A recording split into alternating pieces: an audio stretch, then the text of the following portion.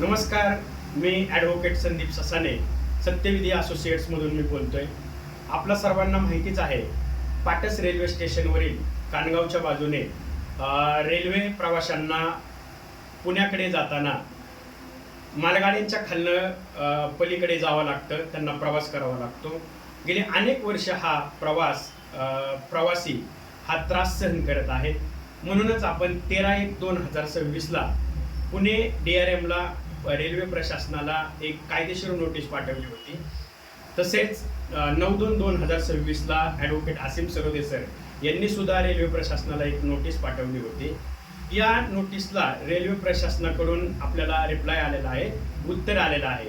त्यामध्ये ते आपल्याला असं म्हणतायत की आम्ही पाटस रेल्वे स्टेशनवर आपल्या नोटीसला अनुसरून एक 6.5 कोटीची तरतूद FOB-साठी पादचारी पुलासाठी केलेली आहे आणि लवकरच त्याचं टेंडरही आम्ही सध्या प्रोसेस केलेलं आहे.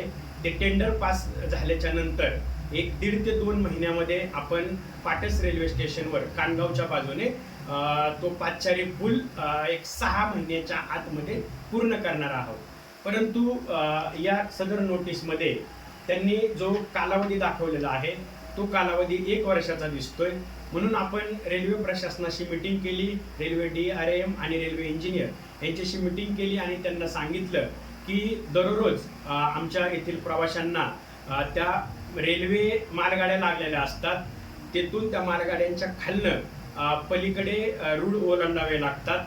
त्यासाठी कानगाव, पाटस, कानगाव, सादलगाव, वडगाव रासाई, मांडवण फराटा, बाबुळसर, गणेगाव, शिरसगाव, तांदळी येथून हजारो प्रवासी, या प्रवाशांमध्ये लहान मुले, महिला, शाळेचे विद्यार्थी, कॉलेजचे विद्यार्थी, शेतकरी वर्ग, नोकरदार वर्ग, कामगार अशा अनेक जण दररोज पुण्याच्या बाजूने प्रवास करतात, दौंडच्या बाजूने प्रवास करतात, बारामतीच्या बाजूने प्रवास करतात.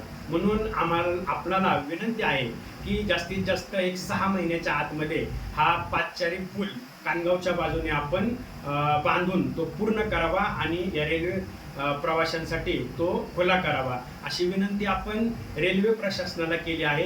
रेल्वे प्रशासनाने सुद्धा सांगितले, जरी आम्ही या पत्रामध्ये 1 वर्षाची मुदत दिलेली असली तरी 6 महिन्याच्या आतमध्ये आम्ही हा रेल्वे पूल बांधून पूर्ण करू.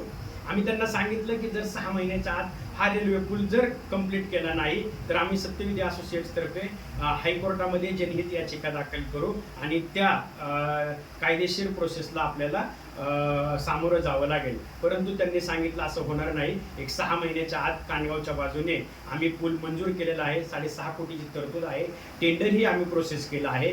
टेंडर पास होऊन लवकरच आपण तो रेल्वेचा पूल कानगावच्या बाजूने आपण बांधकामासाठी पूर्ण करणार आहोत.